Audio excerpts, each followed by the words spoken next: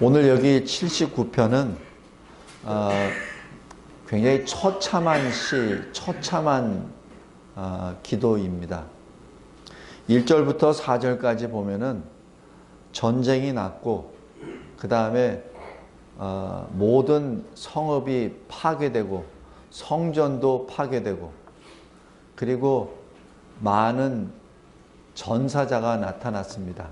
제사장들이 끌려나가 죽었고 군인들이 끌려나가 죽었고, 그래도 군인들은 싸우다가 죽었으니까 그나마 덜한데 백성들은 싸우지도 못하고 그냥 칼에 죽임을 당했습니다. 어느 정도 죽었냐면은 매장할 시간도 없었고 매장할 기회도 없었습니다. 그래서 새의 밥이 되고 짐승의 밥이 되고 피는 흘러 넘치는데도 다시 묻어서 뭘 할 수 있는 시간도 없었습니다. 지금 그것이 1절부터 4절까지입니다. 그리고 통상 그러한 그 비참한 지경에 빠진 사람들에 대해서 안 됐다라고 보는 게 아니라 조롱합니다. 조롱합니다. 이것이 전쟁의 패자의 모습입니다. 전쟁에서 평화란 승자에게만 있습니다. 패자에게는 조소와 경멸과 그리고 죽음밖에 없습니다. 자기 시신도 자기 편의 시신도 수습할 수 있는 그러한 여유도 없습니다. 우리가 과거 6.25 사변 때 그냥 밀려 내려갔을 때 그 모습을 상상해 보면은 우리가 잘 알 수 있습니다. 우리 6.25 사변이 화보를 쭉 보면은 과거의 비참한 것은 우리 화보에 없어요. 왜 그런 줄 아세요? 찍을 시간이 없어. 6.25 사보를 잘 보세요. 주로 나와 있는 사진들은 승리해서 올라갈 때 사진. 그리고 누가 찍었냐면은 제3자, 유엔군이나 해외 기자들이 찍은 거지 우리나라 사람들이 찍은 건 없어요. 왜냐하면은 당하는 사람에게는 사진 찍을 여유가 없습니다. 죽기 바쁜데, 도망가기 바쁜데. 오늘 여기 79편 1절에서 4절은 바로 그 장면입니다. 엄청난 시련 앞에 그렇다면 우리는 뭐라고 해야 됩니까? 그것이 지금 5절부터 계속해서 이어지는 고백입니다. 5절 보세요. 여호와 하나님이여 어느 때까지 하나님께서 진노하시겠습니까? 지금 여기 시편 기자는 이 전쟁의 참화가 하나님의 진노라는 것, 하나님의 징계라는 것, 하나님의 심판이라는 것을 지금 알고 있어요. 지금 여기 잘 보세요. 79편 잘 보면은 이방 나라에 대한 원수, 이방 나라를 내가 어떻게 보복하겠다. 없어요. 없습니다. 잘 보세요. 그냥 하나님 언제까지입니까? 하나님 저들에게 7배나 원수를 갚아주세요. 이렇게 하지 하나님 저에게 힘을 주세요. 제가 7배를 가서 갚아주겠습니다. 저에게 힘을 주세요. 이런 기대 없어요. 그리고 저들을 막 욕하거나 원망하거나 그런 것도 없어요. 왜 그런 줄 아세요? 전쟁은 하나님께 속하고 전쟁의 승리와 패전은 바로 하나님께 속했고 우리가 하나님께 있을 때는 승리입니다. 그리고 전쟁이 안 일어납니다. 그러나 우리가 하나님으로부터 떨어져 나가면 그 다음부터는 전쟁이요. 그 다음에 결과는 패전입니다. 그거를 알아요. 여기 아삽이 누구요? 선지자도 아닙니다. 찬양대. 노래 부르는 사람. 하나님을 찬양하는 사람입니다. 하나님을 찬양하는 사람도 압니다. 왜 지금 이 예루살렘이 이렇게 처참한 모습, 왜 유다가 이렇게 처참한 모습이 되었는지 찬양대원이 압니다. 그래서 하나님께 고백합니다. 하나님, 언제까지 우리에게 이렇게 징계를 주십니까? 라고 말씀합니다. 여기서 5절에 보면 주의 질투가 불붙듯 하시리까? 라고 얘기하는데, 출애굽에서도 말씀하면 나는 여호와라 질투하는 하나님이라 이렇게 말합니다. 그래서 질투라는 것을 우리 언어 표현으로 좀 이상해서 그러는데 이렇게 생각하시면 돼요. 하나님은 거룩하신 하나님입니다. 거룩하신 하나님이기에 죄와 같이 있을 수가 없어요. 그게 바로 질투입니다. 하나님은 의로우신 하나님이시기에 불의한 우상과 같이 있을 수가 없어요. 그래서 질투입니다. 우리 인간이 가지고 있는 질투, 시기, 그게 아니에요. 그게 아닙니다. 그래서 잘못 해석을 하면은 하나님은 속이 좁아. 구약의 하나님은 최소 때리기만 해. 질투만 하셔. 이렇게 얘기했는데 그게 아니라 신학적으로 이 질투의 개념은 선과 악이 같이 있을 수 없고 특별히 하나님과 우상과는 있을 수 없고 하나님의 거룩과 죄와는 더더욱 같이 있을 수가 없기 때문에 그 표현이 이렇게 된 겁니다. 우리에게 이해하라고.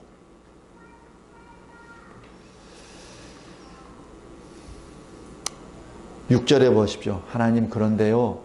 하나님이 잘 아시듯이 하나님을 알지도 못하는 민족과 나라가 우리를 지금 때리고 있어요. 우리는 그래도 하나님을 좀 알잖아요. 하나님을 배반하고 하나님을 떠나가서 그랬지만은 우리를 때리는 자는 아예 하나님도 모르는 자입니다. 하나님, 제발 그 하나님을 모르는 자에게 주의 심판을 허락하소서. 그래서 우리를 구원해 주세요라고 지금 고백합니다. 성도 여러분, 우리가 이 국가에 대해서도 그렇지만 우리 각자의 인생에 대해서도 마찬가지입니다. 인생에 대해서 어떤 환난과 고난이 닥쳤을 때 나를 때린 사람에 대해서 저 사람 나를 때렸지, 저 사람 때문에 내가 불이익을 받았지, 그러니까 내가 잊지 않고 내가 원수 갚을 거야. 하나님, 저 원수 좀 갚게 해주세요. 그거는 하나님이 원하시는 기도가 아닙니다. 그런 기도는 하나님이 들어주시지 않습니다. 먼저 하나님, 나의 죄를 용서하소서. 내가 죄를 범했나이다. 내 조상이, 내 나라가 죄를 범했습니다. 지금 그 고백입니다. 주님, 구원해 주세요. 그런데 나를 때린 자는 하나님을 모르는 자입니다. 하나님이 해결해 주세요. 그 고백입니다. 이 나라를, 대한민국을 위해서 기도할 때도 마찬가지입니다. 하나님, 대한민국에 원자탄 주세요. 수소폭탄 주세요. 그래서 이 나라가 강하게 해주세요. 하나님 안 들어주십니다. 어린아이에게 칼은 주지 않습니다. 똑같은 칼이지만 정상적인 무장된 정상적인 하나님을 경외하는 자에게 들어있을 때는 그것은 심판의 칼이지만 미친 자에게 들어있을 때는 그거는 광란의 피부림입니다. 그래서 하나님은 주지 않습니다. 우리가 기도해야 될 것은 바로 8절입니다. 하나님, 나뿐만 아니라 우리 조상들의 죄악을 기억하지 마소서. 주의 긍휼로 우리를 속히 영접하소서. 이 긍휼이라고 표현하는 것은 쉽게 표현하면은 내가 심판을 받아야 돼. 근데 내가 심판 안 받게 해주세요. 내가 심판을 열을 받아야 되는데 좀 하나나 둘로 경감해 주세요. 그때 나타난 것이 긍휼입니다. 은혜는 내가 받을 자격도 없어. 받은 일도 한 적이 없어. 근데 달라는 것이 은혜입니다. 그래서 내가 하나님의 긍휼을 베푸소서라고 얘기하는 것은 내가 죄인임을 압니다. 그런데 그 죄값을 내가 다 받을 때는 내가 감당이 안 되니 그것을 줄여주세요. 아니면은 그 죄값을 좀 걷어가 주세요. 그게 긍휼입니다. 그때 말하는 게 주의 긍휼, 아니면은 주의 자비, 이렇게 말합니다. 주의 은혜란, 하나님, 저는 아무 자격도 없고 한 일도 없는데 하나님 나를 구원해 주세요. 그게 주의 은혜입니다. 그게 신학적인 분류입니다. 그래서 단어를 사용하실 때 거기다 사용을 하시면 됩니다. 그래서 8절은 이거예요. 하나님, 우리가 지금 우리의 죄, 조상들의 죄로 말미암아 지금 이렇게 벌을 받고 있습니다. 그런데 이 벌을 이제 줄여주세요. 그래서 긍휼입니다. 은혜가 아니라 그래서 긍휼입니다. 주의 긍휼로 우리를 이제 영접해 주세요. 이제 더 이상 우리를 이제는 더 이상 벌하지 마시고 이제는 제발 우리를 구원해 주세요. 이 얘기입니다. 왜? 매우 가련하게 되었나이다. 성도 여러분, 우리가 기도할 때 우리가 받은 것, 우리의 현 상태를 낱낱이 소상히 하나님께 고백하는 것이 중요합니다. 이렇게 생각할 수 있어요. 어떻게 그렇게 쫀쫀하게 일일이 시시콜콜하게 다 얘기를 해. 하나님은 다 아시는 하나님인데. 아닙니다. 하나님이 원하시는 것은 그래, 내가 얼마나 처참하게 되어 있는지 내 입으로 고백하라는 얘기입니다. 왜? 그 처참하게 된 것을 내가 인지하고 내가 말로 얘기했을 때 하나님의 긍휼과 은혜로 구원을 받았을 때 그때 진정으로 내가 하나님께 감사합니다가 터져 나옵니다. 근데 그러지 아니하고 구해주잖아요. 그럼 감사가 굉장히 약해집니다. 성도 여러분, 왜 그리스도인, 왜 하나님의 백성에게 왜 환난이 있죠? 여러 가지 이유가 있는데 가장 큰 것은 그 환난을 통해서 하나님을 만나라는 얘기입니다.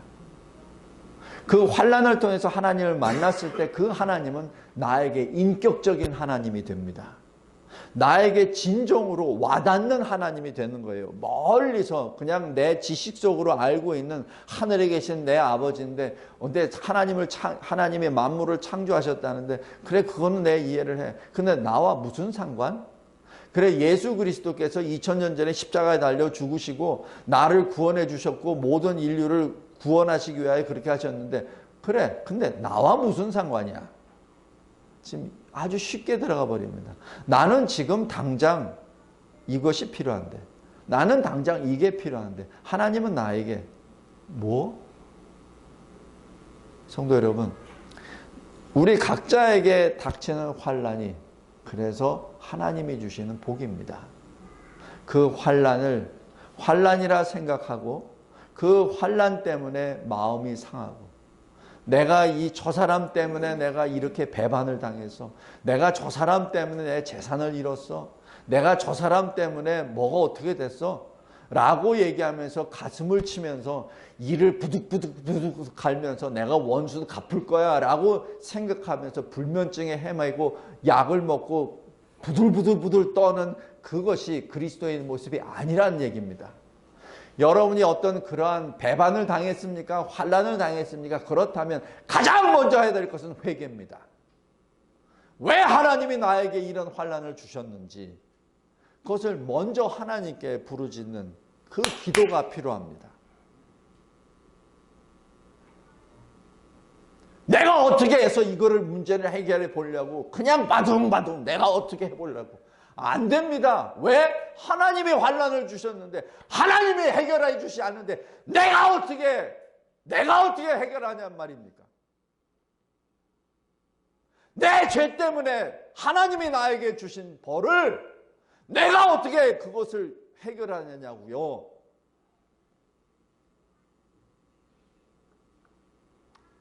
만약에 내가 해결할 수 있다면 나는 하나님이 필요 없죠. 이 나라를 위해서 기도할 때도 마찬가지입니다. 이 나라가 어떻게 됐습니까? 제 육사 선배님들이 저한테 카톡으로도 계속 보내요. 어떻게 이렇게 됐냐, 어떻게 됐냐. 저도 답이 없어요.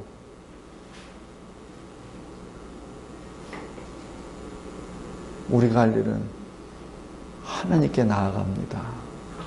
하나님이 이것을 우리에게 허용하신 거예요. 원인은 우리 잘못이죠. 하나님의 편에서 뭐가 잘못된 거 아니에요. 우리 잘못입니다. 하나님이 우리에게 베풀어 주신 것을 잊어버리고 하나님의 은혜를 잊어버리고 우리가 너무 소홀히 했던 거예요. 그리고 하나님과의 그 관계를 너무 우리가 멸시를 해버렸습니다. 우리가 할 것은 79편의 이 아삽의 시처럼 먼저 하나님께 나아가 하나님께 회개하는 겁니다. 우리 인생도 마찬가지입니다. 9절부터 12절까지 부르짖습니다. 아주 많이 부르짖습니다. 그리고 마지막 13절에 이렇게 고백합니다. 우리는 주의 백성입니다. 우리는 주님이 양육하시는 양입니다. 제가 전에 시편 1편에서 시편 23편에서도 제가 말씀드렸지만은 양은 언뜻 보면은 귀엽고 복실복실하고 이렇게 돼 있지만은 자세히 보면 양은 다리가 짧아서 도망을 못 가고 목이 짧아서 위를 쳐다도 못 보고 그냥 지 눈 앞에 있는 거 그밖에 못 봐요. 그리고 양은 초식동물이라 자기를 공격하는 들짐승에게 같이 싸울 이도 없고 발톱도 없어요. 그리고 양은 뭐 육성이라도 크게 소리를 내서 자기 동료한테 야 이리 나왔다 늑대 나왔다 라고 하지도 못해요. 그냥 에메 이런 얘기입니다.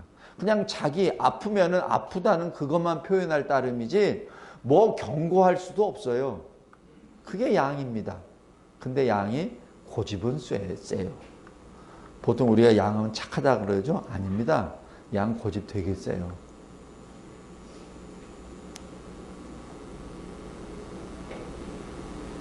저와 여러분의 모습입니다. 하나님은 우리를 양이라고 표현하셨어요. 그리고 그 양에게는 절대적으로 필요한 존재가 목자입니다. 그래서 목자가 푸른 초장으로 인도해야 푸른 풀을 먹고 조용한 물가로 인도할 때 안전하게 물을 마실 수 있습니다. 왜? 멀리도 내다보지도 못해. 높은 것도 보지도 못해. 빨리 가지도 못해. 소리도 못 질러. 고집만 세. 13절이 그겁니다. 우리는 주님의 양입니다. 주님, 우리를 구원해 주세요.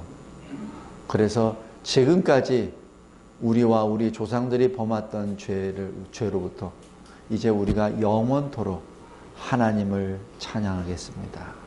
지금 신앙 고백입니다.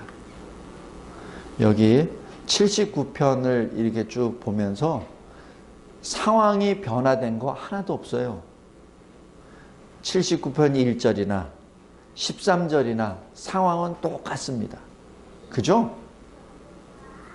1절 썼다가 13절 쓰니까 갑자기 상황이 좋아가지고 예루살렘이 갑자기 뭐 흥왕하고 성전이 무너졌던 것이 다시 이루어졌습니까? 아닙니다. 똑같습니다. 성벽은 그대로 무너져 있고 피비린내는 그대로 나 있고 들짐승과 새는 계속해서 시체를 뜯어먹고 계속 도망자로 살고 있습니다. 그러나 다릅니다. 왜? 하나님께서 소망을 주셨으니까. 성도 여러분, 우리는 바로 그러한 존재입니다. 특별히 우리 가운데 특별히 커다란 환난이 있다고 생각한다면 가장 먼저 하나님께 나아가십시오. 제가 전에 말씀드렸죠. 영어로 하면은 이건 제가 만든 말입니다. curse is a blessing. 저주는 blessing, 축복입니다. blessing can be a curse. 축복은 저주가 될 수 있습니다. 왜냐하면 그 축복으로 내가 하나님을 멀어져 갈 수 있기 때문에 그렇습니다. 여러분이 어려움을 당합니까? 아니면 이 나라가 어렵습니까? 그것은 바로 복을 받을 기회라는 것을 잊지 말기 바랍니다. 기도하겠습니다. 하나님 아버지, 감사하고 감사합니다. 시편 79편을 통해서 늘 하나님이 슬픔 가운데 있었던 저희들에게 기쁨을 주십니다. 외로움 가운데 있었던 저희들에게 소망을 주십니다. 연약 가운데 있을 때 힘과 능력을 주십니다. 즐거움으로 환난 가운데 있을 때 그 즐거움을 표현할 수 있는 인내와 그리고 하나님을 향한 소망으로 다시 일어납니다. 하나님, 우리 각자의 인생에 주님이 일으켜 주세요. 새롭게 일어나게 하옵소서. 특별히 이 대한민국이 공산화 되어가고 있는 이 시점에서 하나님, 이 나라를 다시 세워 주시옵소서. 하나님이 세우신 대한민국, 하나님이 주인 되시는 대한민국이 다시 예수 그리스도 안에서 복음을 자랑하고 하나님의 나라를, 하나님의 의를 선포하고 그리고 일하는 대한민국이 되게 하옵소서. 영원토록 주를 찬양하게 하옵소서. 예수 그리스도의 이름으로 기도드리옵나이다.